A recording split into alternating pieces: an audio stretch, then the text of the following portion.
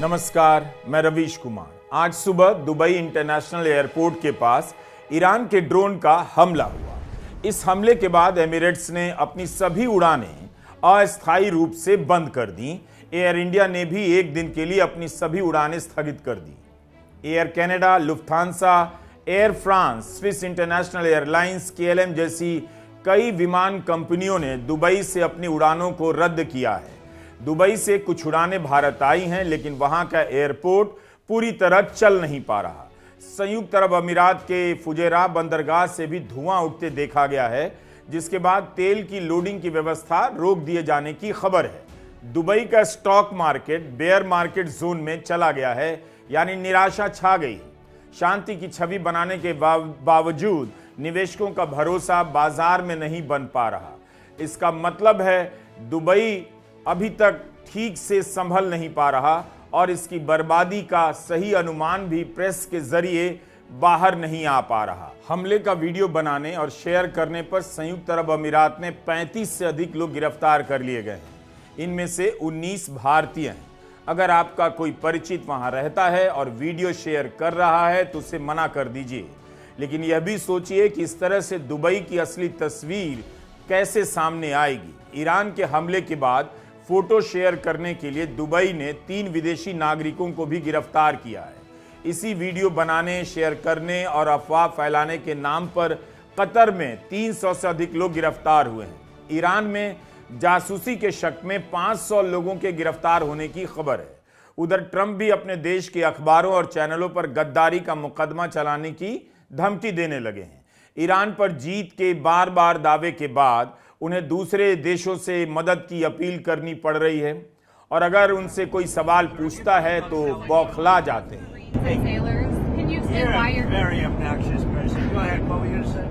युद्ध तीसरे हफ्ते में प्रवेश कर चुका है और जमीन पर क्या हालात है इसका सही अंदाजा लगाना मुश्किल है। ट्रंप ने उन देशों से युद्धपोत भेजने की अपील की है जिनकी तेल और गैस की सप्लाई होर्मुज के कारण रुक गई है। कहा है कि ऐसे सभी देश अपने युद्धपोत लेकर आएं, सब मिलजुल कर होर्मुज पार कराएं। अब्राहम लिंकन और फोर्ड जैसे भीमकाय बेड़े वाला अमेरिका अकेले दम पर होर्मुज पार नहीं करा पा रहा। अपनी नौसेना के दम पर तेल का जहाज पार नहीं करा पाया, लेकिन अब कई देशों को बुला रहा है, आओ मिलकर पार करते हैं। जैसे पटना में गंगा नदी में दर्जनों नावें चलती हैं। अगर आपके पास ऐसी नावें हैं तो प्लीज सीधे होर्मुज पहुंच जाइए और ट्रंप की मदद कीजिए। इस युद्ध की त्रासदी को आखिर और किन रूपकों के सहारे समझा जाए।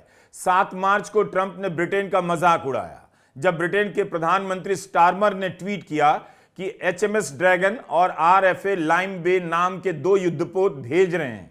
तब ट्रंप ने लिखा, हमें ऐसे लोगों की जरूरत नहीं जो युद्ध जीतने के बाद उसमें शामिल हो। ट्रंप ने साफ साफ मना कर दिया, हमें जरूरत नहीं और हम इस बात को याद रखेंगे। एक सप्ताह के भीतर ट्रंप उसी ब्रिटेन से होर्मुज के लिए युद्धपोत मांग रहे हैं। गार्डियन अखबार ने खबर छापी है, ब्रिटेन के प्रधानमंत्री स्टारमर ट्रंप की अपील पर होर्मुज में अपना युद्धपोत नहीं भेजेंगे, लेकिन होर्मुज में बिछाई गई माइन को हटाने के लिए ब्रिटेन ड्रोन भेजने पर विचार कर रहा है। पूरे इलाके को युद्ध में धकेल देने के बाद ट्रंप कह रहे हैं, शायद अमेरिका को वहां होना ही नहीं चाहिए क्योंकि हमारे पास बहुत तेल हैं। The Middle East hit by nuclear weapons, and we wouldn't be talking about this right now. What I did in terminating the Iran nuclear deal, and what I did in sending in the B-2 bombers, it was one of the most incredible attacks anyone's ever seen. Late at night, dark, no moon, and every single bomb went right down those chutes and blew the whole place apart. If I didn't do that, you'd have... कितने दिनों से आपने tariff का नाम नहीं सुना? Tariff की कहानी कहां पीछे चली गई पता नहीं। ट्रंप अब तक अपने सहयोगियों, नेटो के सदस्य देशों का मजाक उड़ा रहे थे। वे अमेरिका की सेना से अपनी सुरक्षा करा लेते हैं और किराए का पैसा नहीं देते। आज उन्हीं ट्रंप को इन देशों से मदद मांगनी पड़ रही है और ये देश पीछे हट रहे हैं। 14 मार्च को ट्रंप ने अपने प्लेटफॉर्म ट्रुथ सोशल पर अपनी तरफ से लिख दिया कि होर्मुज बंद करने से प्रभावित देश अमेरिका के साथ अपने युद्धपोत भेजेंगे। हमने पहले ही ईरान की 100% सैन्य क्षमताओं को ध्वस्त कर दिया, लेकिन वो अभी भी होर्मुज पर 1-2 ड्रोन या कोई माइन या मिसाइल छोड़ सकता है। उम्मीद है चीन, फ्रांस, जापान, दक्षिण कोरिया, ब्रिटेन और दूसरे देश इस इलाके में अपने युद्धपोत भेजेंगे। बाद में बिना किसी देश का नाम लेते हुए ट्रंप ने अपने विमान एयरफोर्स 1 पर कहा, मैंने 7 देशों से मांग की है कि होर्मुज की सुरक्षा के लिए बने गठबंधन में शामिल हो जाइए और अपनी टेरिटरी की रक्षा कीजिए, क्योंकि इस टेरिटरी पर अमेरिका निर्भर नहीं है। अमेरिका को होर्मुज से सिर्फ 1% तेल चाहिए होता है, लेकिन चीन जैसा देश होर्मुज से 90% लेता है। अगर दूसरे देश भी होर्मुज की सुरक्षा में शामिल होंगे तो अच्छा होगा। हमें मदद मिले या ना मिले, मैं उन्हें इतना बता चुका हूं, हम याद रखेंगे।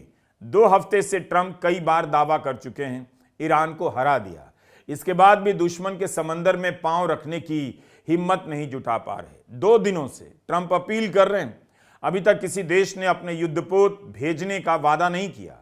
ये और बात है, खुद अमेरिका के अखबार रिपोर्ट कर रहे हैं कि होर्मुज में कमर्शियल जहाजों को एस्कॉर्ट करने का प्लान लागू होने में अभी कई हफ्ते लग सकते हैं। लेकिन आइए पहले उन बहानों को जान लेते हैं जो कई देशों की तरफ से बनाए जा रहे हैं। जापान ने कहा है जहाज भेजने को लेकर फिलहाल कोई प्लान नहीं, हम देख रहे हैं कानूनी दायरे में रहते हुए जापान स्वतंत्र रूप से क्या कर सकता है। ऑस्ट्रेलिया ने इनकार कर दिया, कहा हम जानते हैं ये कितना जरूरी है, लेकिन हम इसमें भाग नहीं लेंगे। दक्षिण कोरिया ने भी टाल दिया, कहा हम अमेरिका से बात करने के बाद और सावधानी से समीक्षा करने के बाद ही कोई फैसला लेंगे। फ्रांस और इटली को लेकर रिपोर्टिंग हुई है, वे अपने जहाजों की सुरक्षा के लिए ईरान से बात कर रहे हैं। फ्रांस के राष्ट्रपति मैक्रों ने ट्रंप की मांग पर सार्वजनिक रूप से प्रतिक्रिया नहीं दी है, लेकिन मैक्रों पहले कह चुके हैं अगर टकराव स्थिर हो जाता है तो सुरक्षा के लिए अपने जहाज भेज सकते हैं। हालांकि उनके रक्षा मंत्री ऐसी किसी संभावना से इनकार कर चुके हैं। Our priority is always the national interest, and so we have been clear and consistent in our objectives throughout this conflict. First, we will protect our people in the region. Second, while taking the necessary action to defend ourselves and our allies, we will not be drawn into the wider war. And third, we will keep working towards a swift resolution. Hormuz को लेकर Trump को समझ नहीं आ रहा। पहले कहा उनकी नौसेना तेल के जहाजों को पार कराएगी और अमेरिका जहाजों को बीमा देगा, लेकिन दोनों गारंटी को किसी जहाज वाले ने गंभीरता से नहीं लिया। अब कह रहे हैं 7 देश अपना युद्धपोत भेजेगा तो होर्मुज से तेल के जहाजों को उनकी सुरक्षा में निकाला जाएगा। इस नौटंकी के कारण अलग अलग देशों में पेट्रोल पंप पर लाइनें लंबी हो रही हैं, ऐसी खबरें आ रही हैं। सरकार के दावे के बाद भी कि सिलेंडर की कहीं कोई कमी नहीं है, लोग सिलेंडर के लिए लाइनों में लगे हुए हैं। सरकार का कहना है सिलेंडर पर्याप्त है, लोग ही घबराहट में बुकिंग करा रहे हैं। बड़े बड़े कॉरपोरेट अपनी कैंटीन में मेन्यू की कटौती कर रहे हैं। भारत का 2 जहाज होर्मुज से निकल आया है जिन पर एलपीजी भरी हुई थी। शायद इसी वजह से भारत ने होर्मुज को लेकर ईरान से बातचीत का रास्ता पकड़ लिया है। 1.5 साल से ट्रंप के टैरिफ के कारण भारत के अलग अलग सेक्टरों को अरबों रुपए का नुकसान हुआ, लोगों की नौकरियां गई होंगी। अब आम जनता सिलेंडर की लाइन में लगने के लिए मजबूर है या कमर्शियल सिलेंडर नहीं मिलने के कारण दुकानें बंद हो रही हैं। सबसे पहले क्रूड, पर्याप्त मात्रा में क्रूड अवेलेबल है। सभी रिफाइनरीज हाईएस्ट कैपेसिटी पर ऑपरेट कर रही हैं। हमारे पेट्रोल पंप्स नॉर्मल ऑपरेट कर रहे हैं, कहीं कोई ड्राई आउट रिपोर्टेड नहीं है। नेचुरल गैस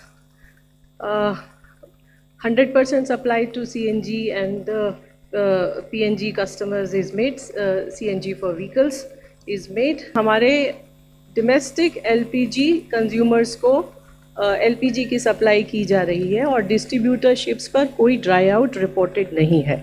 भारत में हवाई यात्रियों की भी मुश्किलें बढ़ने लगी हैं। हवाई जहाज का ईंधन महंगा होने लगा है। अगर तेल की सप्लाई कम होगी तो टिकट भी महंगे होंगे।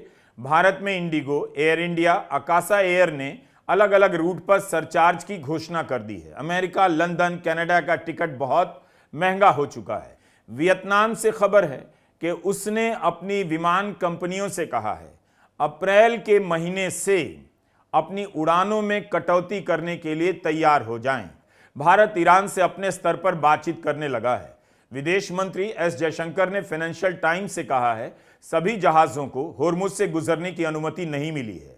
इसका मतलब है भारत ने सभी जहाजों के लिए एक ही बातचीत में अनुमति मांगी होगी, मगर ईरान ने नहीं दी। अखबार ने विदेश मंत्री के हवाले से लिखा है हर जहाज के लिए अलग से बात करनी होगी और भारत बात कर रहा है। एक नजरिया इसे लेकर यह भी है कि ईरान ने भारत की सरकार को झटका दिया, लेकिन ईरान ने जनता की दिक्कतों को देखते हुए जहाज ले जाने की अनुमति भी दी। भारत में ईरान के प्रतिनिधि ने कहा भारत की जनता ने ईरान का साथ दिया है, इसलिए गैस से भरे जहाज को होर्मुज से गुजरने की अनुमति दी गई।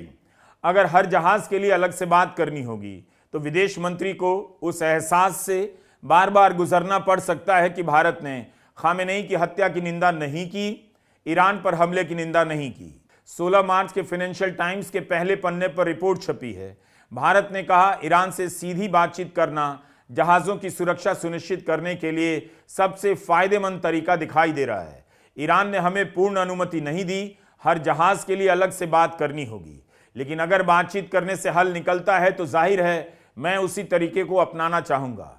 सहयोग कर हल निकालना हल ना निकालने से बेहतर है। मैं यूरोप के देशों के साथ भी इस बारे में बात कर सकता हूं कि हम क्या कर रहे हैं। यह जयशंकर का बयान छपा है। लगता है जयशंकर ने साफ कर दिया भारत होर्मुज के लिए युद्धपोत नहीं भेजेगा। ऐसा करने का मतलब होगा वह इस लड़ाई में शामिल हो जाएगा।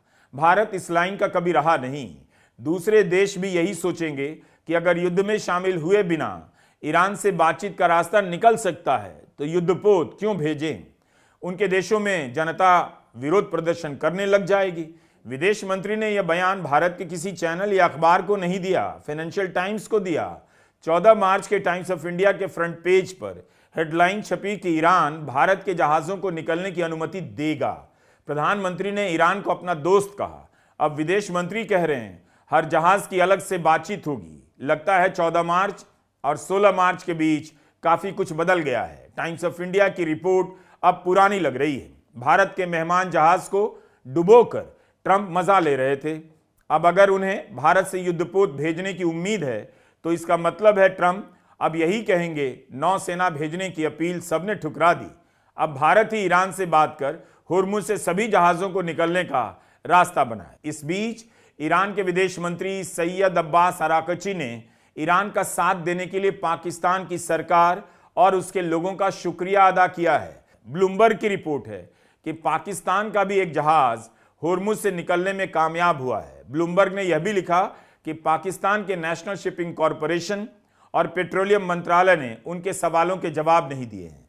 इस बीच भारत होर्मुज में फंसे 22 टैंकरों में से 6 एलपीजी टैंकर को पहले अनुमति दिलवाने के लिए ईरान से बात कर रहा है। इन पर कुल 2,70,000 टन एलपीजी लदी हुई है। ब्लूमबर्ग की रिपोर्ट में यह सब छपा है। मीडिया को दिए इंटरव्यू में अमेरिका के ऊर्जा सचिव कह रहे हैं होर्मुज से 5 जहाज निकले हैं, यानी यात्रा करना संभव है, लेकिन ईरान के हमले का रिस्क है। भारत के 2 जहाज गए हैं, लेकिन वो शायद इसलिए जा पाए क्योंकि ईरान ने भारत के साथ डील की। उसके बयान से इस बात की पुष्टि की जा रही है कि भारत और ईरान की कोई डील हुई है। सवाल है ट्रंप अपने टेम्पो में सवारी क्यों जुटा रहे हैं। क्या ट्रंप ये मानकर चल रहे हैं कई देशों की नौसेनाएं अगर होर्मुज से गुजरेंगी तो ईरान हमला नहीं कर पाएगा। ईरान ने खाड़ी के उन सभी देशों पर हमला किया जिनकी जमीन पर अमेरिका के सैनिक अड्डे हैं और जहां से ईरान पर हमले हो रहे हैं। जब ईरान खाड़ी के कई देशों पर हमला कर सकता है तो होर्मुज से गुजरने वाले तमाम देशों के युद्धपोतों पर क्यों नहीं करेगा। अब इसी को लेकर इस्राइल ईरान के खिलाफ जनमत बना रहा है कि उसने जिस तरह से खाड़ी के देशों पर हमला किया, अगर उसके पास परमाणु शक्ति होती तो इस्राइल पर हमला कर देता। ईरान युद्ध के बाद भी कहता रहा परमाणु बम बनाने के मसले पर वह समझौता करने के लिए तैयार था। अमेरिका और ईरान दोनों सहमति के काफी करीब थे, लेकिन फिर अमेरिका ने उसकी बात नहीं मानी, हमला कर दिया। भारत के बारे में ट्रंप ने कुछ कहा नहीं, लेकिन जिन देशों की तरफ उनका इशारा है उसमें भारत भी शामिल हो सकता है। लेकिन भारत ने युद्धपोत के बजाय बातचीत का रास्ता चुना है। यह ईरान के विदेश मंत्री का ट्वीट है। कह रहे हैं अमेरिका अब दूसरों से भीख मांग रहा है, चीन से गिड़गिड़ा रहा है कि मदद करो, उसकी सुरक्षा के छाते में छेद हो गई है, वह दूसरों से मदद मांग रहा है। ईरान अपने पड़ोसी देशों से कहना चाहता है वह अमेरिका के राजदूतों को अपने यहां से निकाल दे। होर्मुज में भले ही युद्धपोत भेजने की ट्रंप की अपील ठुकरा दी गई है, लेकिन क्या ईरान अपने ही दम पर लड़ रहा है? रूस और चीन की क्या भूमिका है, इसे लेकर लगातार विश्लेषण छप रहे हैं। विदेश मंत्री अब्बास अराकची ने बयान दिया है कि दोनों देश ईरान की सैन्य सहायता भी कर रहे हैं। अमेरिका का मीडिया रिपोर्ट कर रहा है रूस और चीन कई तरह से ईरान की मदद कर रहे हैं। वॉल स्ट्रीट जर्नल और अब CNN में रिपोर्ट आई है कि रूस ईरान को अमेरिकी सेना और ठिकानों की खुफिया जानकारी दे रहा है, जहाजों और विमानों के बारे में बता रहा है। खुफिया सूत्रों का मानना है कि रूस इस युद्ध में शामिल होने की तरफ इशारा कर रहा है। इन खबरों से भी ट्रंप की मदद नहीं हो पा रही, क्योंकि इन अखबारों में अमेरिका की आलोचना ज्यादा है। हर दिन लिखा जा रहा है कि ट्रंप अभी तक नहीं बता पा रहे कि अमेरिका ने ईरान पर हमला क्यों किया। ट्रंप ने ट्वीट किया है कि New York times, wall street journal और दूसरे नकारा अखबार और मीडिया चाहते हैं हम ये युद्ध हार जाएं।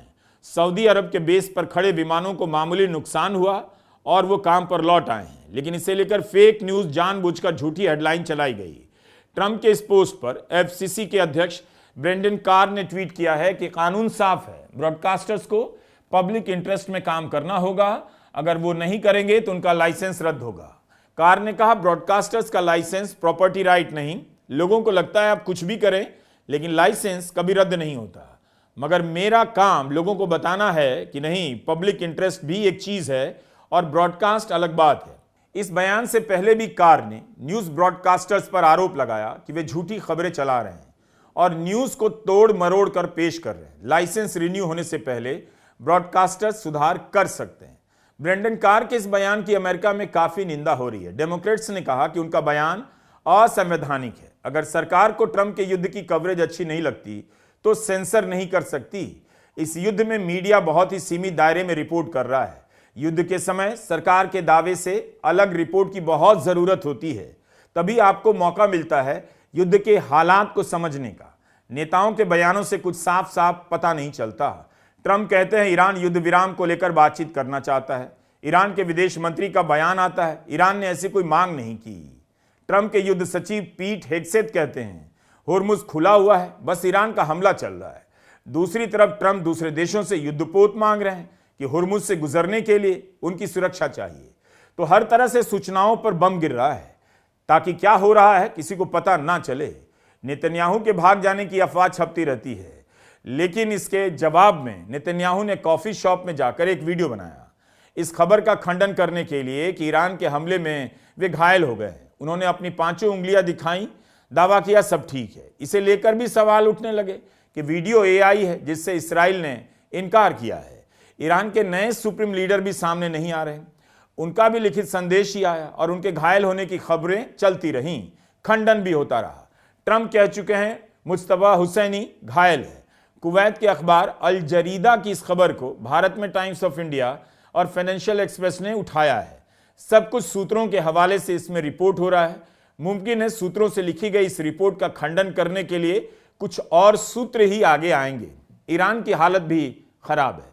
जिस देश पर लगातार बमबारी हो रही है उसकी हालत का अंदाजा किया जा सकता है। मीडिया में आने वाली खबरें बहुत सीमित हैं।